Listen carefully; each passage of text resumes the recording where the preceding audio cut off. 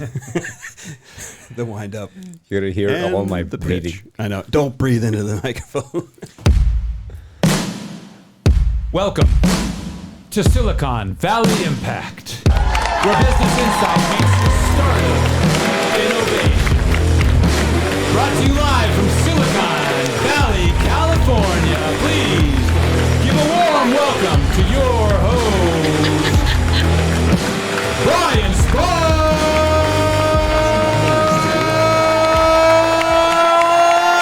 And so it begins. Welcome to Silicon Valley Impact. That's how you dip it in sauce. That's how you dip it in sauce. That's how you dip it in sauce. I love it. I'm your host, Brian Sparks, and that was Brian Bernasconi. Never letting you down with the energy. Thank you, Brian. Hey, Brian. Good to see Nice you, buddy. to see you too. Yeah. We're back, season 3, episode 2. Yeah, it goes quick. Yeah, it does. We're 3 years old. That's Yeah. Yeah, I remember the. And talking like 3-year-olds. Still talking like 3-year-olds. Someday So we good will for mature. us. Yeah. And you're well, I hope? Yeah, I'm doing well. We got a full house today. We have a full house, but I still haven't gotten into the swing of things yet, with December kind of being a cornucopia of different events. Seriously. CES, a lot of events, JP Morgan. We've just been kind of going gangbusters. And then now we're kind of getting back into the swing of things. Yeah. No, it's hard. It feels like getting the new year kind of like back into the swing, like when it's back to work time. Yeah. It's not that easy. Yeah, and I know our audience feels the same, because I see most of you at events or online and all the things that you're doing.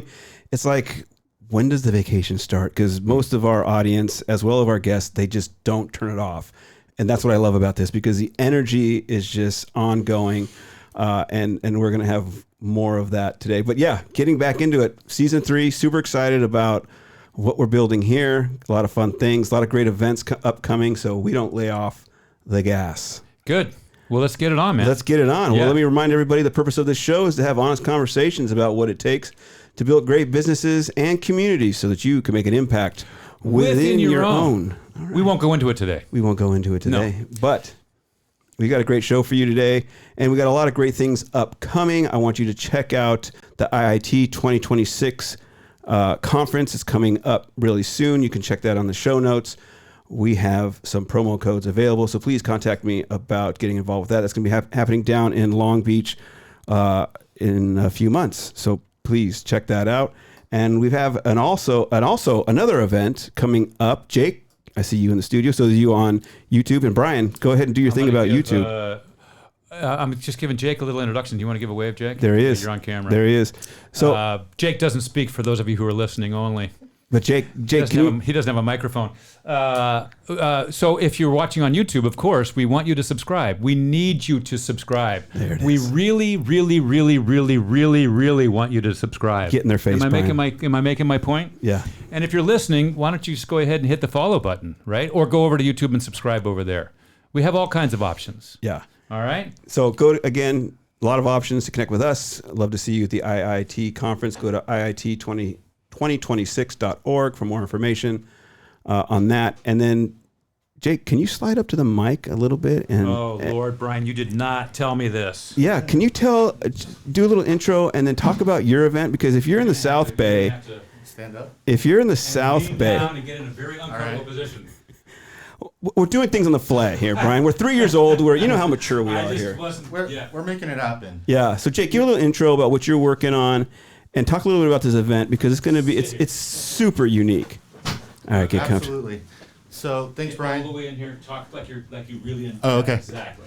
So I am hosting an event in January 29th at Reed Hillview Airport, where I'm bringing founders and funders together in a unique environment to bring connection. Everyone's looking for connection right now, and one of the things that Stratus Collaborations is really trying to do is do just that in a very unique setting. So that's what we're trying to do, and excited to have Stacked Ventures be there, and I like Spark. Stacked Ventures to be a part of that as well. Yeah. Well, thanks for doing that, Jake. I know you're going to be out there with Jeff, and there's going to be, an event at the airport. So a lot going on. You'll be able to meet some really cool startups like Zoomin, who's here today. You'll hear more about that. But a lot of big names coming in but excited to do that event. Anything else? I'll put this contact information in the show notes so that you all who are listening can check it out. It'll be this Thursday because, we release 1 week later. Okay. All right. So this Thursday. This Thursday from 6 to 10. All right. Looking forward to it. All right, Jake, thank you so much. Thank you. Brian, love your flexibility on the fly. I know I called an audible on that one. You did, and I managed it beautifully, and I didn't make a grumpy face at all, not even a little bit. You pulled away just in time to leave out the. Oh God. Yeah. It's nice, dude. So all right. You're good. Enough of the shenanigans, Brian. Let's bring in our guest for today. Today we have Lisa, Sam, Vishal, and once again, thank you, Jake. But good to see everybody. Great to be here. Thanks for having us. Thanks I for love having all us. these familiar faces today. I mean, usually there's someone I know, someone I've known online, but all these people I've got to play in the sandbox with in Silicon Valley. So happy to have these people with us today. In Silicon Valley impact fashion, I do not do bio. So Lisa, I'll let you kick us off and tell our audience a little bit about who you are and what you're working on. Sure. Well, I'm Lisa Yu, general partner of 99 VC. We're an AI and robotics fund focused on investing in technology that impacts 99% of the world. So essentially, practical robotics and systems that impact all of our industries that power the world. And we're really looking for really incredible founders at the pre-seed and seed stage. I love that. Brian, she was going to practice that. Can I get the applause, Brian, on that one? I'm working on applause. Yeah, right now. that was good. That was good.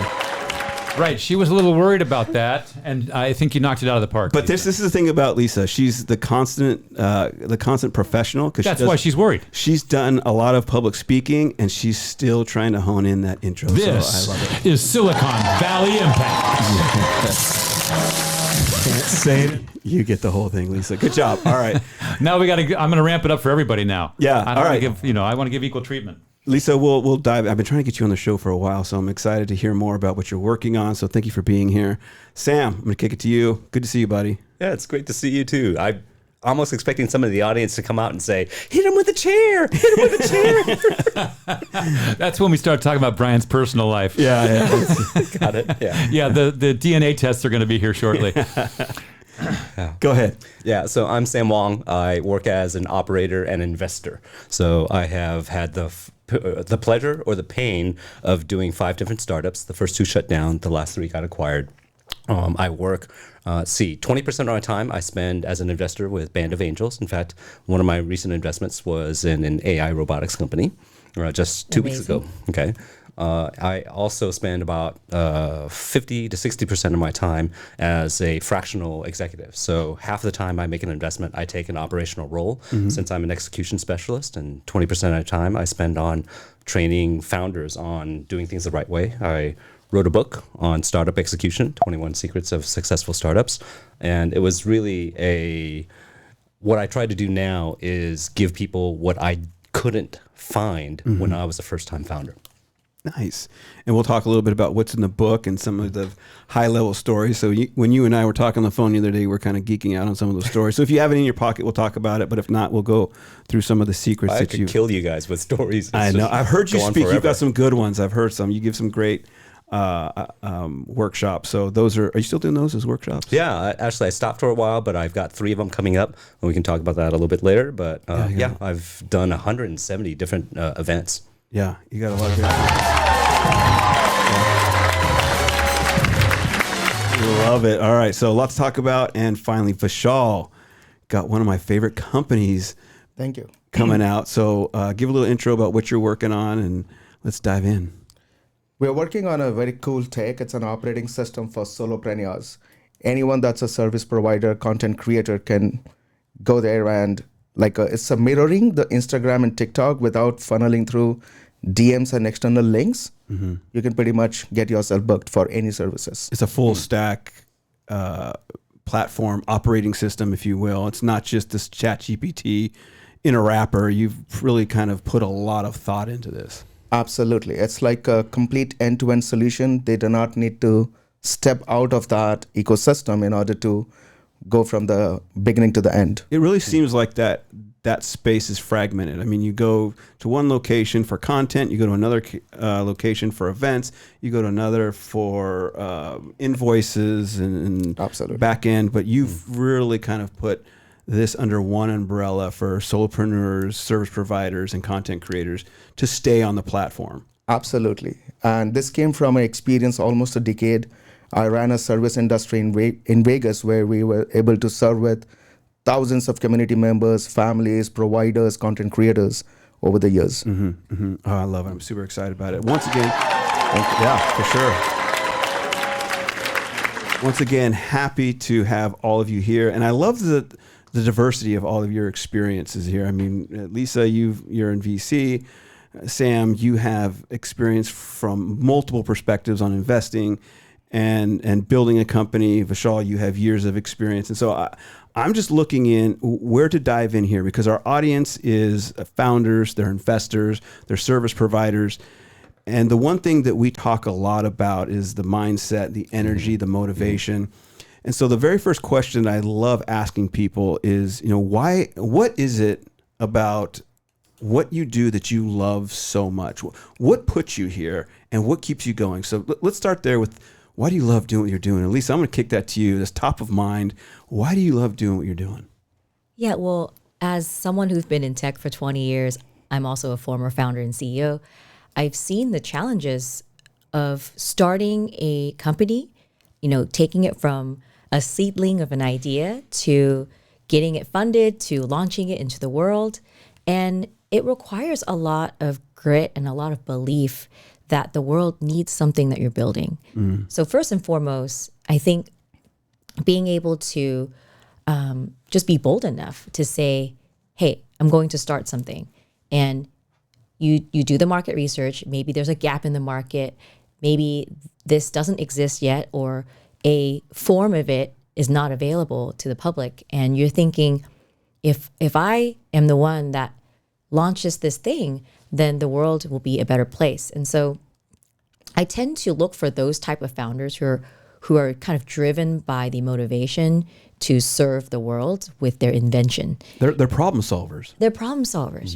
They see that, so many people, including themselves or people in their, network, are struggling with this problem, whether it's, operational or finance, or, it can either be, I like to kind of categorize two type of ideas.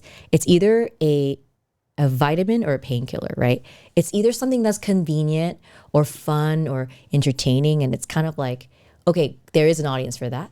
And then there are those problems that are literally painkillers, which is, why is it so hard for people to access information, or in healthcare or technology, or how do we use technology in a way that is helping society? And so when those founders are so determined to birth a new idea, I think that's really what I really focus on. One of my favorite mottos is, the universe will meet you at your degree of audacity. So if you have the audacity to do something, or to create something and invent something, chances are, right, there's the energy in the universe will meet you where you're at. I could see that energy in your face as you were talking about the problem.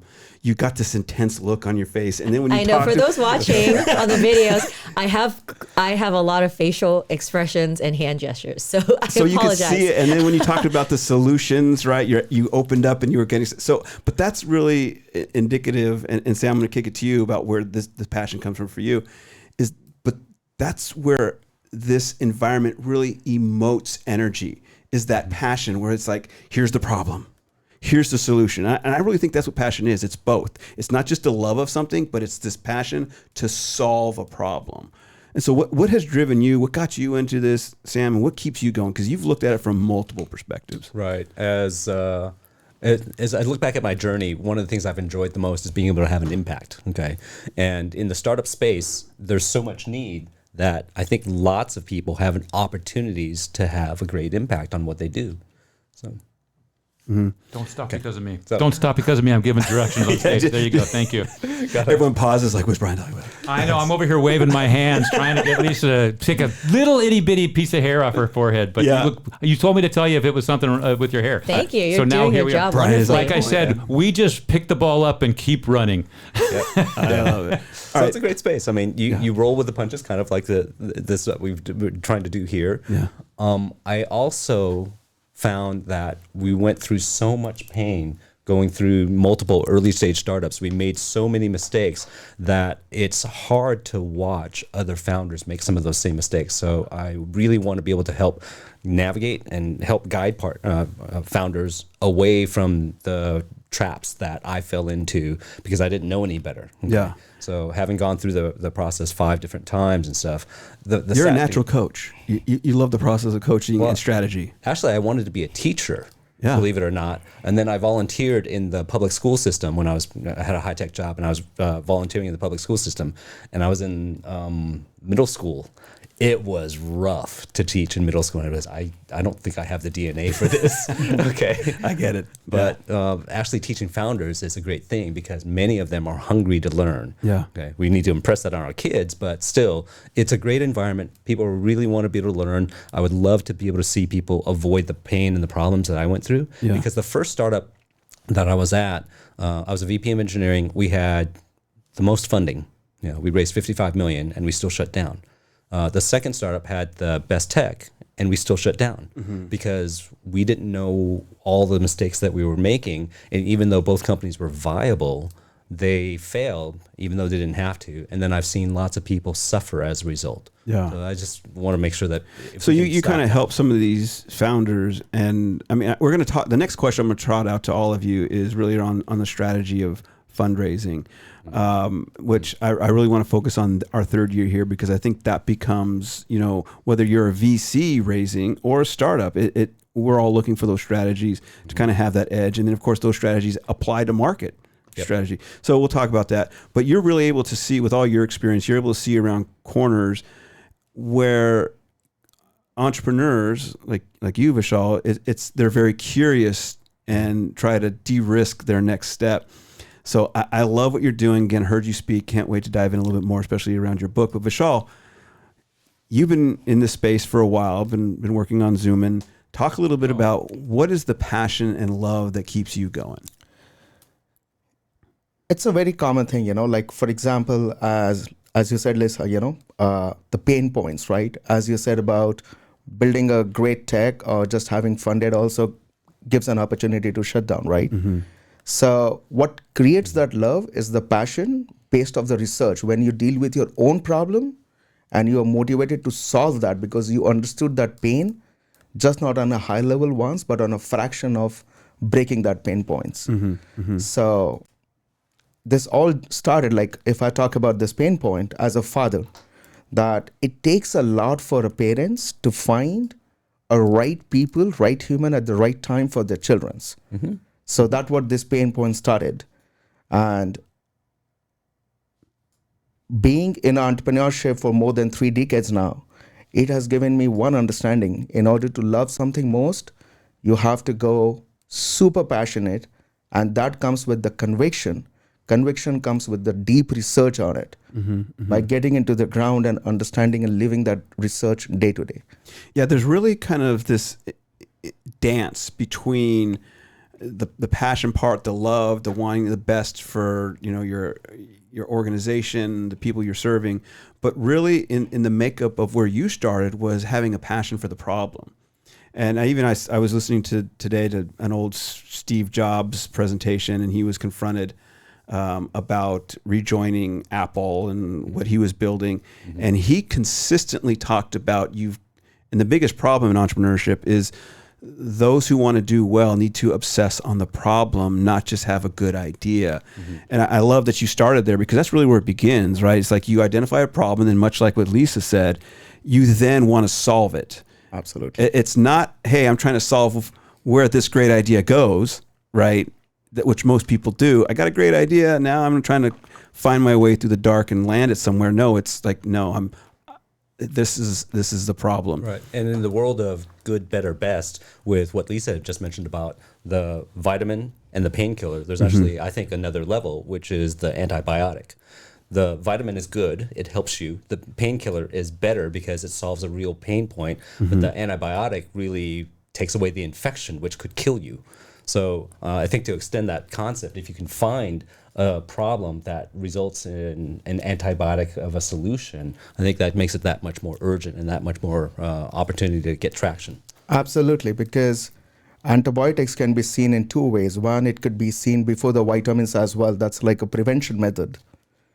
And because the problem is that it's not about solving the problem, it's about solving the problem for whom, stepping in their shoe and understanding the problem, how they deal with it.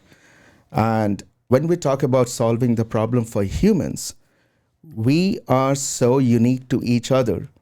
Even the same problem, the lens of seeing the same problems, solving with the same method, it's not even possible. It's so fragmented. So prevention comes from the research. Yeah, I agree. And also it requires a lot of customer empathy, because if you're solving a problem, it could stem with you and your inner circle, but you're solving a problem for the greater, society. And it requires a lot of this kind of almost this like customer service mindset. Who are you serving? I think not only obsessing about the problem, but obsessing about the customer. And I think that's why the products that are so focused on customer experience, they do so well, like the Apples of the world, whether you're hardware or software, right? If you're thinking about, wow, when a customer is coming to me with this problem, what is that initial onboarding experience? If they're having friction in the first few minutes, they're not going to even discover the antibiotic effects of your solution because they just had so much friction in the beginning. So I actually think one of the biggest things that I've been coaching founders to is in this kind of essence of empathy. And I think we should talk about this more, because I think there's kind of a shift in entrepreneurship. I think in the past, it's always like, move fast and break things. And then, customers kind of don't get a great experience because things haven't been tested. And then, maybe there could be some, mistakes made along the way. And then, people could be impacted by an incomplete product that's not fully tested by humans. And so what you see is that I think there's a shift of, if we're combining this, like the Silicon Valley mindset of like, we're going to move fast, we're going to experiment, we're not going to be dealt with like bureaucracy and all this big tech, we're going to, that's really the entrepreneur spirit, right? But if you can couple the speed with the empathy of the problem is serving a customer, and you can put yourself in their shoes, that just is a formula. Well, double click on that, Lisa, because I think it's not talked about enough, really, because we do have multiple perspectives to look at as someone who plays in this space, whether you're a VC, whether you're a service provider, whether you're a founder. You made a great distinction. Like, there's understanding the market as a whole, like here's a big problem, and then understanding the customer.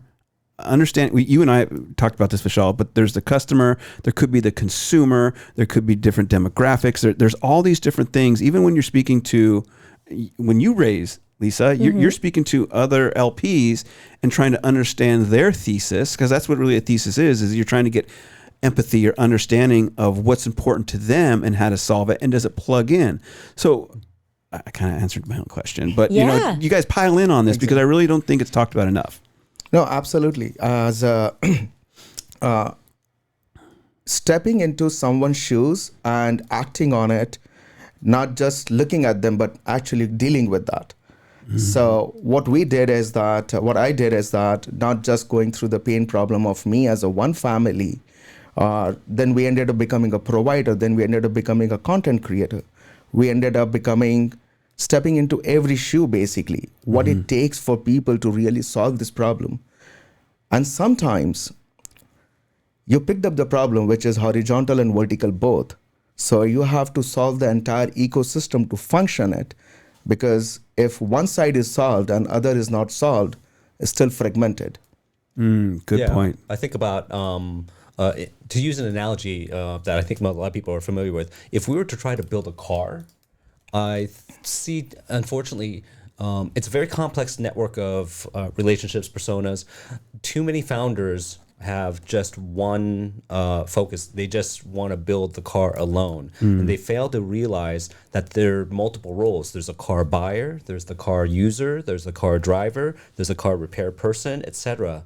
And I find a lot of founders who don't drive cars, so to speak, but they're trying to build a car, and therefore they are not able to make that connection that Lisa talked about, where they really have walked a mile in the shoes of the people they're trying to sell to, or the people that are involved in the ecosystem. I know mechanics who don't want to work on certain models of car because they have to go to the factory to buy an authorization code to repair the car. I have one of those cars. Yeah. Okay. And maybe that wasn't the best decision to make, but because it kind of locks the car buyer into going to the dealer for service when not all car buyers want to go there. Yeah.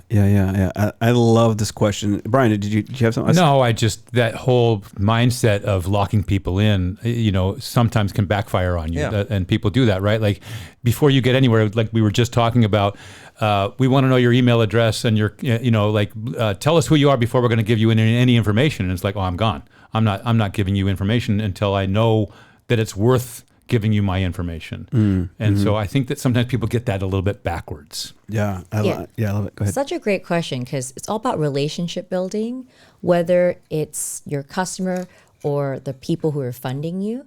So I'm a general partner of a VC fund. So my investors are LPs, which are limited partners, and then I invest in startups.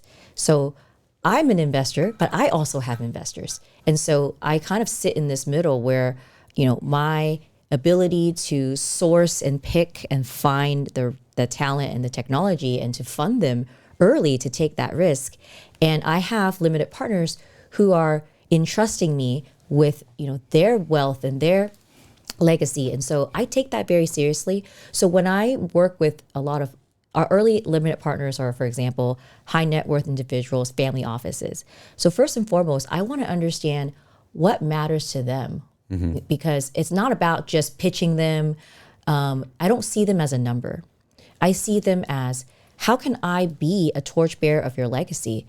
They have, spent decades or generations acquiring wealth, and they are interested in, either paying it forward or investing in innovation.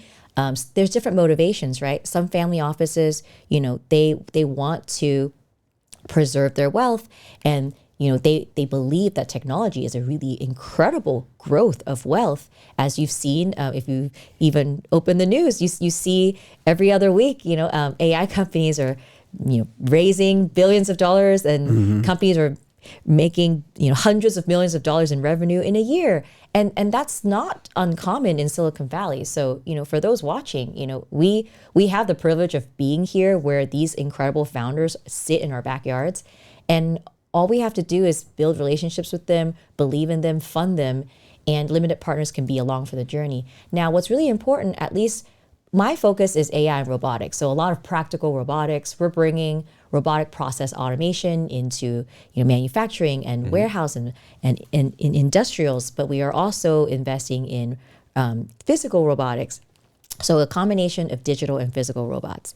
And so sometimes these families who, let's say, they've been owning factories for 3 decades, and now they're at this cusp of making a hard decision. Do they invest in technology or not? We're like, well, we actually have portfolio companies that can help your family's business thrive and survive this AI age. And so we're getting a lot of interest from these, even long-term business owners, whether it's real estate people or factory owners in Asia and just across all over the world. And because they're seeing that in order for their family legacy and business to survive, they need to start adopting AI and technology.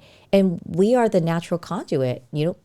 By investing in us, you get a masterclass in all of the above. Lisa, so you're definitely at the intersection of juggling a lot of not only information, but obviously meaning, right? And so considering all this and connecting all the dots, you really got to see the big picture. And so what I want to ask all of you, because Lisa brings up a great point here, is you're taking in a lot of information. And so when it comes to taking a lot of information as a business builder or an investor, I want to give our audience the opportunity to hear about the strategy of raising, right? So I want to kind of pivot to there. I mean, I know I could talk to you guys all day long, but I got to condense this in an hour. But let's focus on how you take this mindset, Lisa, that you're talking about. And Sam, I want to kick it over to you first. Strategies for raising. Oh boy. Yeah, strategies for raising, kind of some best practices. Whether you're a VC looking to raise, I mean, Lisa talks a lot about seeing the big picture of LPs, empathizing for what their mission is. Obviously, when it comes to startups, they're on mission. What have you seen to be some of the best practices or even a mindset when it comes to raising capital? Well, first of all, I'd say it's important if you're going to raise to make sure that you're fundable. That's why my training company is called Fundable Startups. If you want a good date, you should be dateable and not so much focus on the pitch or the pickup line, if you will. It's more important if you are dateable, if you are kind, compassionate, selfless, apologize when you're wrong, you'll get a good date. So founder fit is huge. That's a big part of it. But Yeah. once you've believed you've reached the fundability stage, then you need to find a way to be able to communicate that effectively to your target investor audience. So to me, that communication has to consist of two things. You have to tell an engaging story about a de-risked startup. Okay, so the engaging story needs to be clear, concise, comprehensive, catchy, and compelling. Okay, the first four are factors of storytelling. The last one is a factor of de-risking. So in the de-risking, I've identified like about 15 different high-level risk areas that I want to see addressed in the pitch.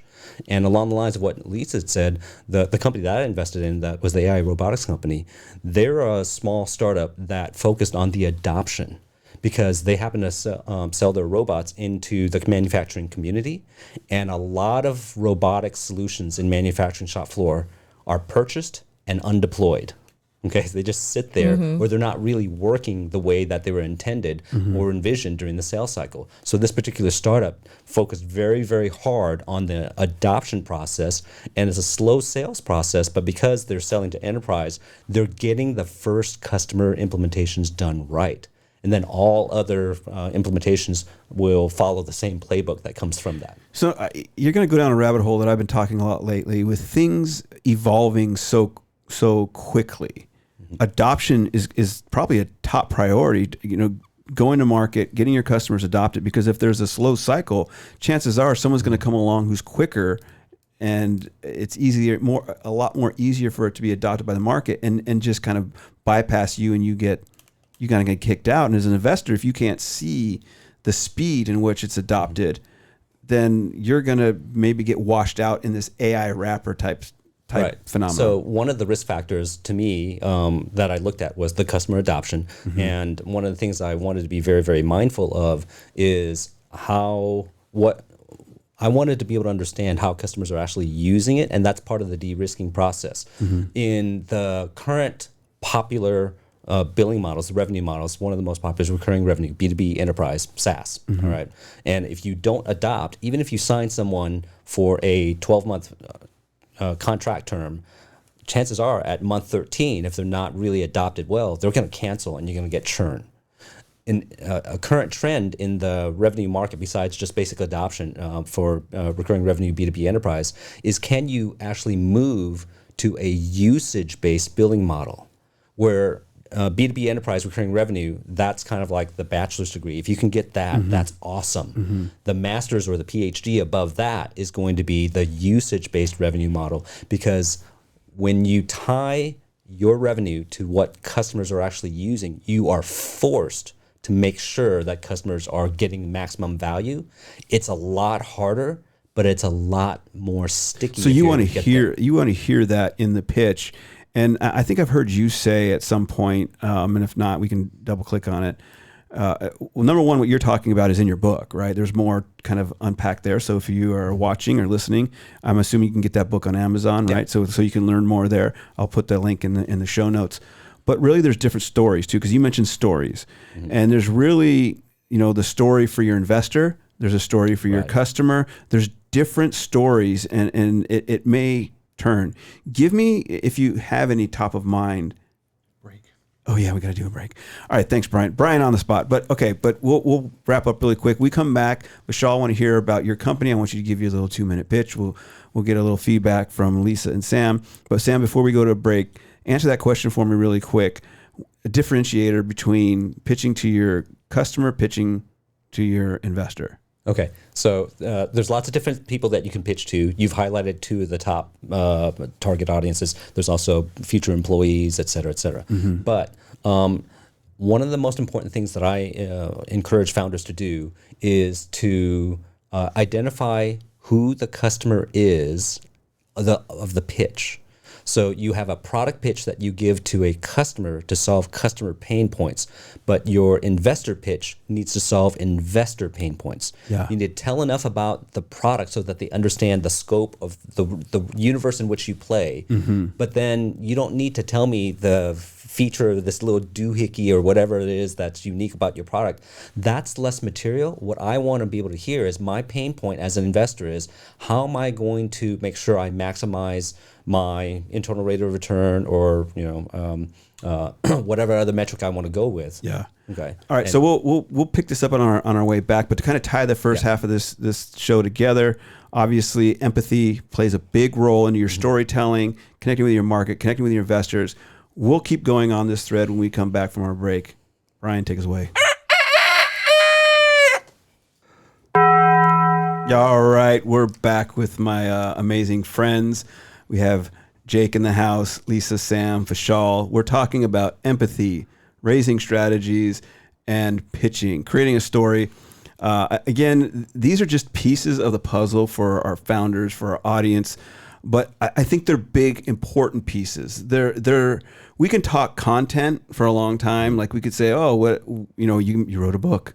But really, context is important. And Lisa, the fact that you brought up empathy, really, that's deployed in different ways, and we could all write a different perspective on empathy. But really, it's the foundation of great entrepreneurs, great investors, because they see, as we talked about earlier, what the pain is and what the specific solution may be as a whole and individually.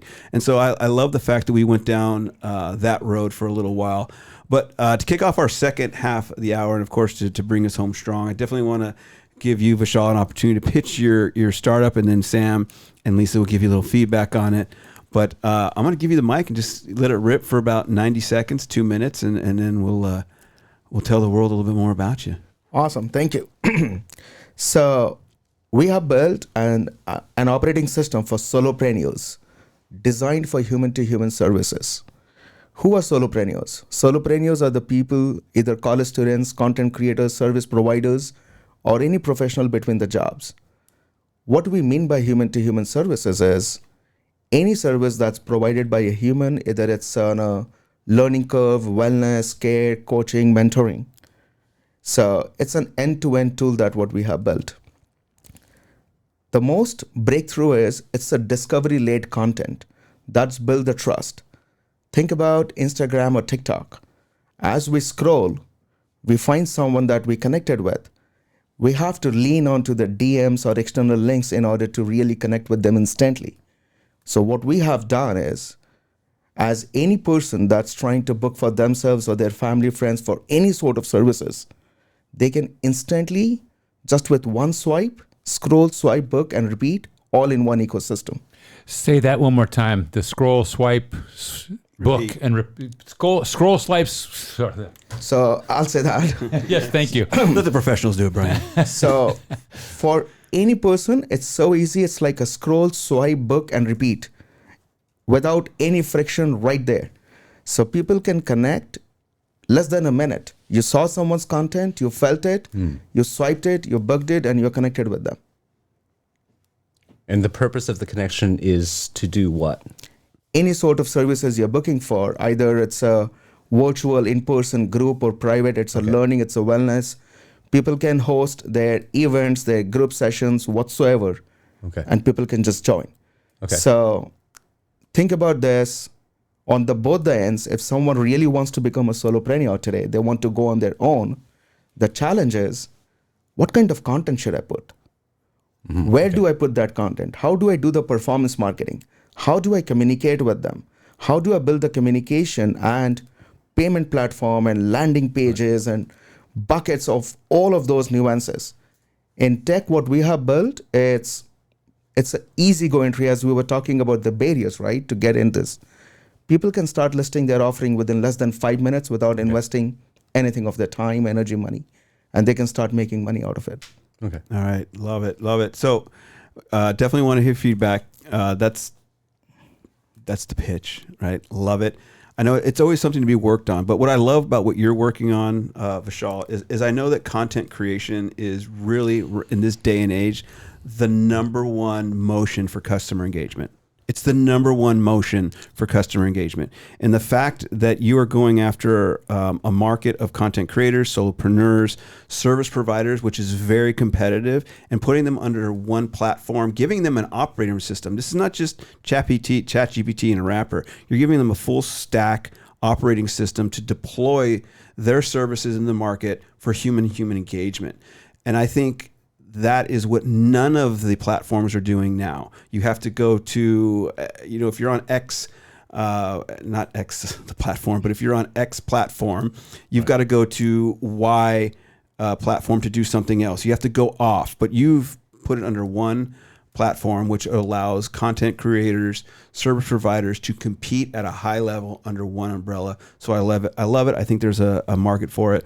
But Sam, you've heard Vishal's idea. Give him a little feedback on what you're hearing. So this is absolutely live. None of this is rehearsed here. Yeah. I think I might be a potential target customer for you because I do a lot of that type of work. I had the experience of best of breed, having to integrate lots of stuff, and I hated it. I ended up using a product called Kajabi to be able to do my knowledge commerce, because that's effectively the space that you're in. It sounds like there's some interesting potential with what you're doing. What I'd like to be able to hear and understand more, since I have a little bit more exposure, is how do you differentiate from the existing platforms and tools? Because it sounds like there's got to be some special sauce there, and I didn't hear exactly what that was. The other thing was that it took me a moment to be able to understand exactly what you do. And this is one of the most difficult things when you're trying to pitch, is how do you condense a 20-minute story into 20 seconds? That's incredibly difficult. And when we end up having to help customers build their pitch decks, 60% of our effort is writing.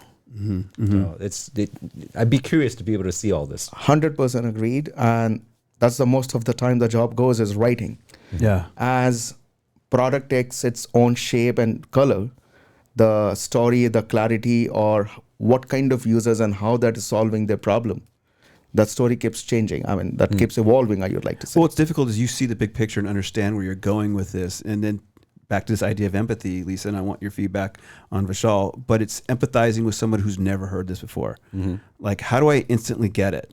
And I think that's a big challenge. But Lisa, go ahead, give Vishal a little feedback. Yeah, first of all, thanks for pitching. I think definitely a product that can really benefit from this empathetic feedback loops, because what you're trying to say is, okay, we sit and scroll on our phones all the time. We might emotionally connect with the story, but then we move on. What you're trying to build is this action model where you are emotionally compelled by a story. You can take action on it immediately. I think that is kind of a really great step change in terms of if there's being a creator, and then there's the creator economy. So you're economizing the creations and the creative content that's people are already creating. So you're basically adding a commerce layer on top of that. So I think kudos for seeing the trend of the creator economy and then adding commerce on top of it. As a VC, I really liked how, Sam broke it down between, he had the 5 C's. I have the 4 T's that I look for when I'm evaluating startups. So the 4 is the team. Obviously, the team behind it is really important. I want to know like your background, like who you are. Do you have a co-founder? Why you are the one to solve the problem. The TAM, right? Is it a large enough target addressable market? Obviously, there are certain lifestyle businesses or small or medium businesses that maybe only focuses on a niche or one small country or one region. And that might not be venture scale for the scale of the companies that 99VC focuses on. And so a large TAM is important. And then, of course, the technology. What is the technology backbone that is powering this? Is there something novel about the technology? What we want to see as venture capitalists is that, is this technology, was it difficult to create? That it can't just be cloned or vibe coded over a weekend. And then the last T would be traction. How much customer traction do you already have? So obviously, you're pitching on a radio show for the general audience. That was amazing, because you're trying to attract customers. But I would say if you're trying to attract investors, incorporating those 4 T's is really important. A little more about your background, like why you are the one, maybe something that you were so frustrated about. That's why you set out to solve this problem. Is it a large enough target addressable market? Just even having some metrics on what is today's creator economy and what does that look like in 5 years? That would kind of help me quantify the size of this investment. And then the technology, right? Is it available on iOS or Android? I wasn't sure how I was able to use and engage with your product. Is it a web app? Is it a mobile app? Is there some AI component to the app that helps with content discovery and marketing? And then, of course, traction. I think even just giving a little preview of, we launched a month ago, we've already onboarded 1,000 users. Or maybe you're in test flight, or maybe you're in beta. But even just giving me an idea of with the traction, volume, as well as region, maybe, we're testing in English-speaking countries. Okay, and this many countries have now downloaded this app in the last 3 months. So those are some things that would be helpful to incorporate the 4 T's in an investor pitch. So I want to grab our audience for a second, and then Sam, I see you licking your chops, so I'll pass it to you in a second. But just to summarize for our audience, 1, go back and listen to this. So you got Sam's C's and you got Lisa's T's. Go C's back and T's. go T's back and and C's. but here's one thing: you're always going to be working on your messaging to keep it concise, and you're going to always want to make it concise enough, but yet broad. And there's a balance, right? Yep. Where you want to answer an audience's question, but then leave the door open for individual discussions. So think of it like this: you're standing on a stage, you're talking to 100 people, 10 people come up and talk to you. You touch maybe 100 people on stage, you'll season them with ideas, but then they'll come and ask you the specifics. So you're always playing with this, but yeah, go back and listen to Lisa's perspective, because it works for all of the pitches as well as Sam's. But Sam, I seen you over there wringing your hands. You have more, and I love this about the show. So go ahead and add on to that. So I actually have a question for Lisa. Yes. Your 4 T's, are they posted on your fund's website? They are not, because it was a combination of the things that I've kind of learned as a founder.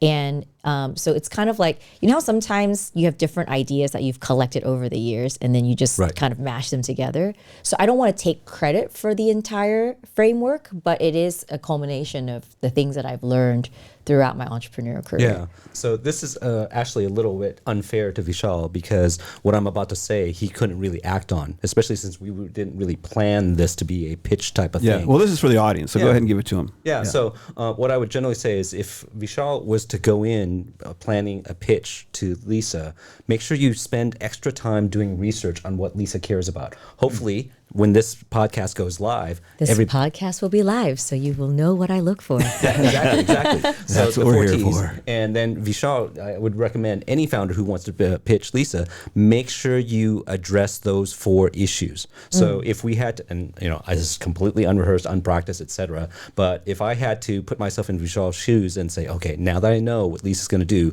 I have a 15-minute appointment coming up with her, or maybe it's not a 15-minute appointment. Maybe I knew she's going to be at a spot, and I'm going to make sure I have a conversation with her at that startup event. Yeah. I'm going to do something. Hey, I'm Vishal, and I wanted to tell you about my startup. We are building a commerce automation solution for knowledge creators and content creators. So I experienced this problem myself. because I did this X, Y, and Z. So I'm solving a problem that I felt.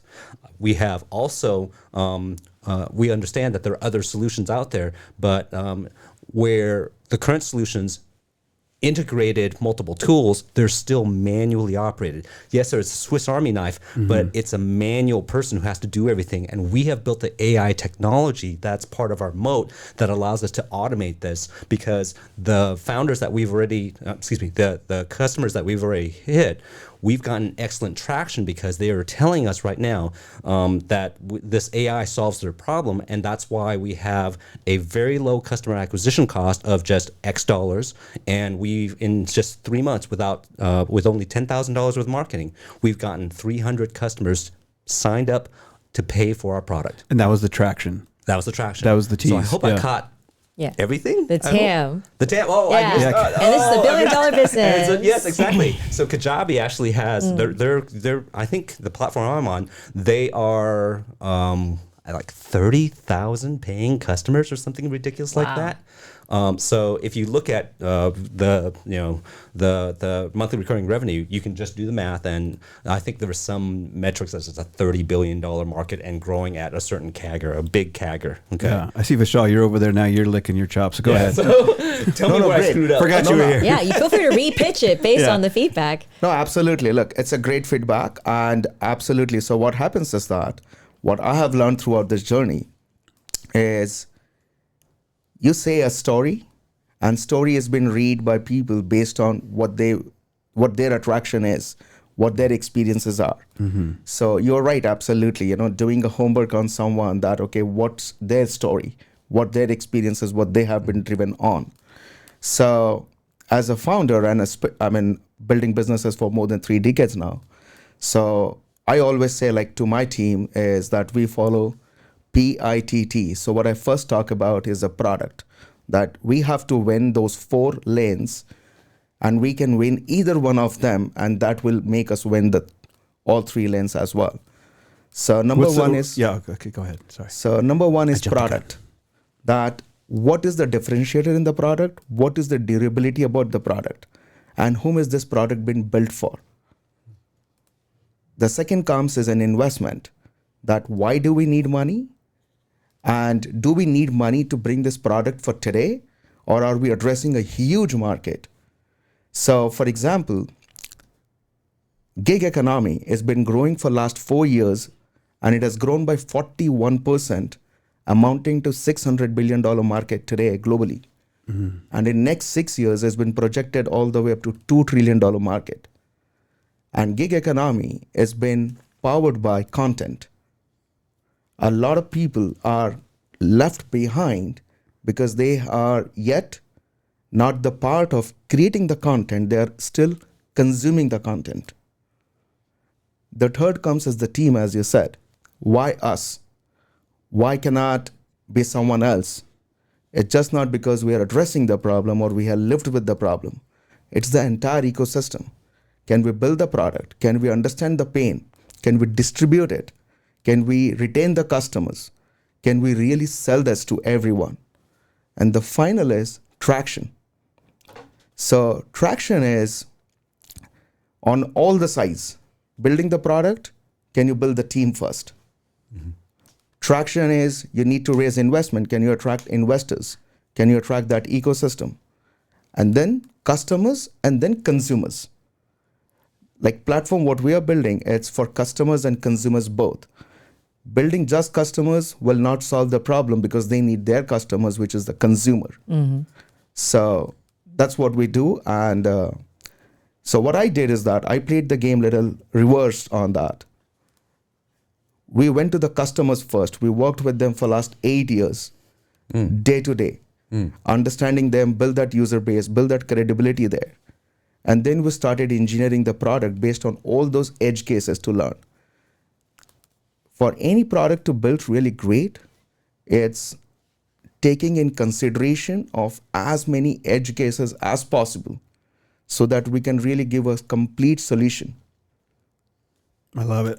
And so, yeah, you have really, again, taken a very fragmented market where when it talks about the creator economy or content creation, whatever it may be, customer, consumer, and again, brought it under one operating system so that it levels the playing field. Because yeah, people get stuck, I think, really getting into the consuming rather than the creating. And because it's all under one platform, now you don't have to go off and learn how to do this, that, and the other. You have the system all in one. And I think Kajabi is a great example. They've done that for web, right? If correct me if I'm wrong. I know you've been on that for a while.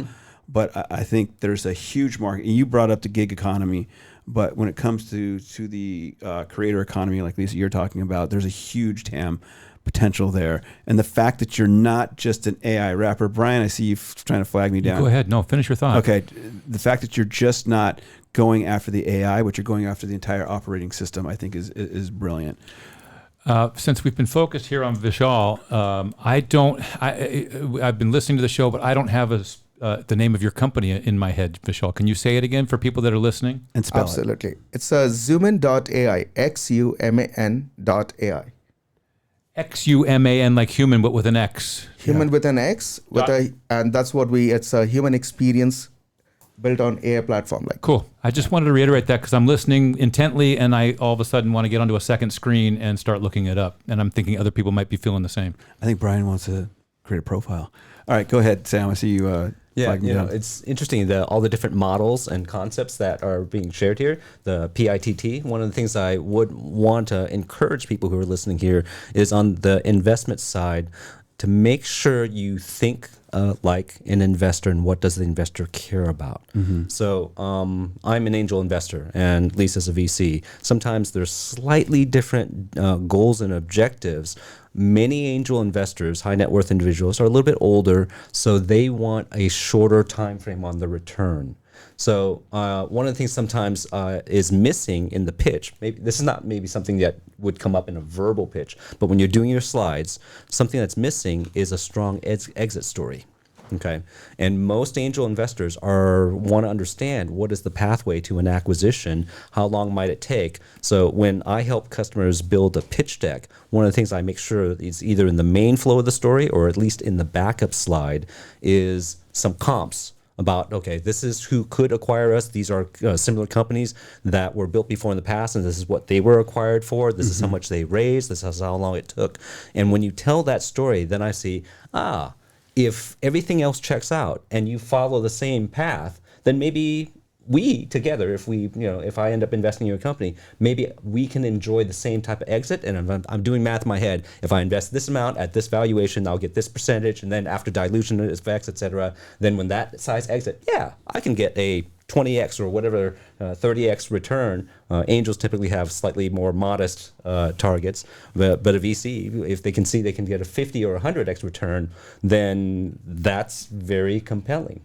So speaking of compelling, and I'm going to set you up, Vishal, on this one. I mean, I wish we had more time to talk about this, but you've talked a lot about your exit, and I definitely like to encourage you to talk to Sam about, because it's extremely exciting. I didn't even expect it, but there's a bigger play. There's an exit strategy. So happy Awesome. to hear you guys to have that conversation. With a little bit of time left, I definitely want to ask all of you, we've been geeking out here on empathy. We've been talking about a little bit about our thesis. We've been talking about strategy, fundraising. We've kind of tied it all together, but I really want to ask you all as individual, here we are at the beginning of 2026. What's next for you? And Lisa, I'll start with you. I know I've been trying to get you on the show for like the last year, and now you're on the biggest stage of your life. No, I'm just kidding. It's my biggest stage. But what's next for you for 2026? Yeah, I'm really excited about this year. So in Chinese culture, this is the year of the fire horse. So Lunar New Year is coming up February 17th. And this happens every 60 years. And it's really a year that there's so much energy behind it. There's so the fire and the horse, and there's movement, there's passion. And so it's very much aligned with what's happening in technology today, because you're seeing the speed and the innovation and the passion. And that really is really defining this year. So I think I'm kind of stepping into this new year, which will be soon for me, which is a new season where, of course, we're building out 99 VC. And do we have a little bit of time for me to share the story behind 99 VC? We got Just about really quick. 8 minutes. If you can, You've got all the 90 time in the seconds. world as will- far as I'm concerned, I'll Lisa. You give go right ahead. I will give you a quick kind of why 99 VC, the story behind the name.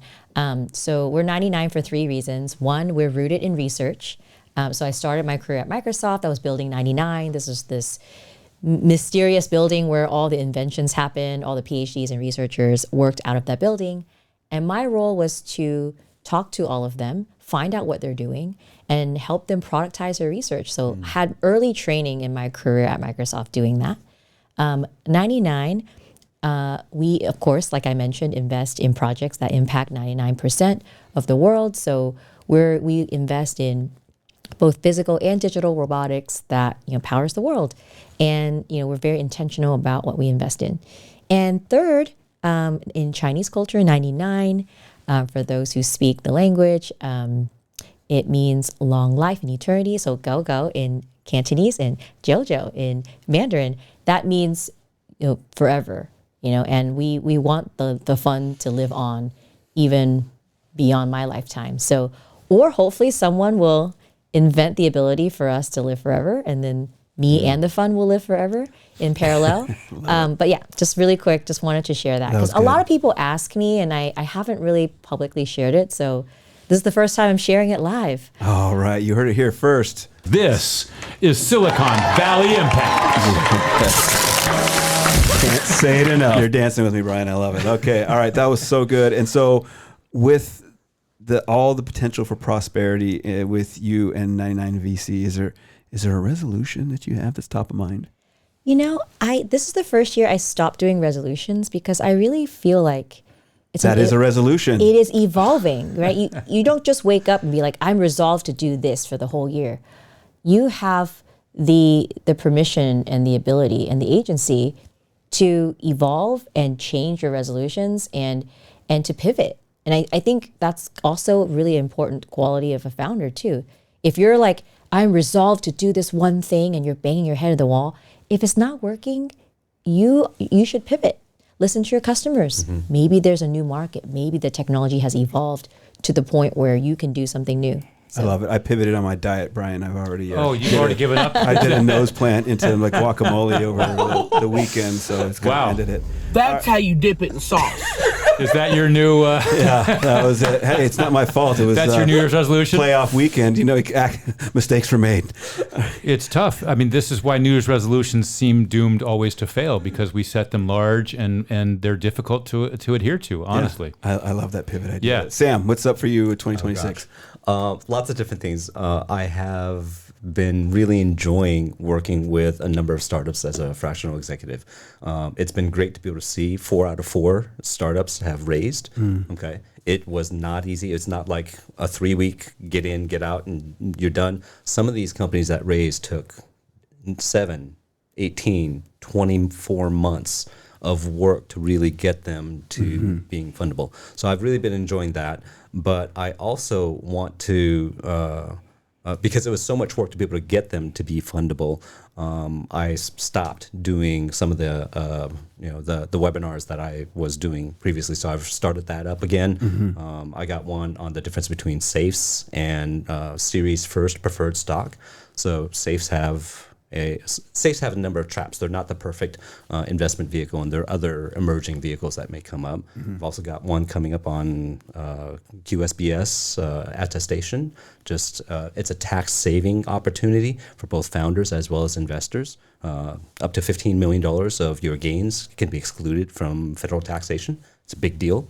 And then I've also got one on, I think you'll be very encouraged. A friend of mine was the chief EQ evangelist for Amazon. He just struck out on his own, and I'm doing an EQ/emotional intelligence. I want to talk session. to that guy. Yeah, I'll join that session. Yeah, specifically in the startup space because my friend, his name's Rich Wah. He has a quote from Paul Graham where Paul Graham says, when they first got started with YC, they thought intelligence would be the number one criteria that would determine a startup success. And what they found is that's not true. Of course, people need to have a baseline level of intelligence, but just about everybody doing a startup probably meets that criteria, what they found was it was the intangible stuff, the grit that you would have, the perseverance, the ability to build connection and relationships. That was so much more important than just the raw academic intelligence. And we're going to try to dive into that to see how we can help founders to develop that skill set and hopefully help them to be more successful. Yeah, I love. Geez, that's a whole. Let's come back on a whole other show with that topic. But I love that. Vishal, 2026. For us, this year is crazy good, exciting, because it's been a years of work. It's been put together in order to build a product, and we are excited that anytime in a week or two we'll be launching our product. We're at the last leg of it, so we have already started building the traction with thousands of customers on waitlist. So it's an exciting year for us. Awesome. That's super exciting. And how I heard about that emotional intelligence, what you said is that we're excited about that because that's one of our data mode is. That's our data mode is to really understand that emotional intelligence, when people do communicate or interact, normally during any webinar, as you said, because as this particular conversation, it's a raw conversation, it's a truth conversation. As those conversations gets analytical data on it, that's what the true emotional intelligence is about. How do we consume our basic intelligence in order to solve something?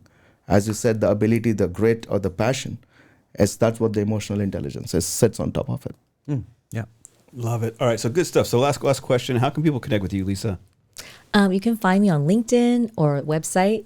So my LinkedIn is just Lisa Yu, Lisayu, and website is 99-vc.com. Awesome. Sam, same question. How can people connect with you? Yeah, probably best place is my website, fundablestartups.com. And just go to the website. You can send us contact information there. My email is swong@fundablestartups.com. So, Yeah, similar like LinkedIn, it's a Vishal Chamaria, and you can reach out to me on the email as well, vishal@zoomin.ai. I love it. And of course, you can connect with Jake and look forward to our event at the airport in South San Jose. We'll have that information in the show notes. Brian, once again, I want to thank you for conducting a great show. Always happy to be here, Brian. All right. It's always a true pleasure. Also to our audience today, Jake, for sitting in. Jake, yes, thanks for being here, buddy. And we'll see you all next week. Stay safe and have a good week. Good luck with your resolutions. Thank you.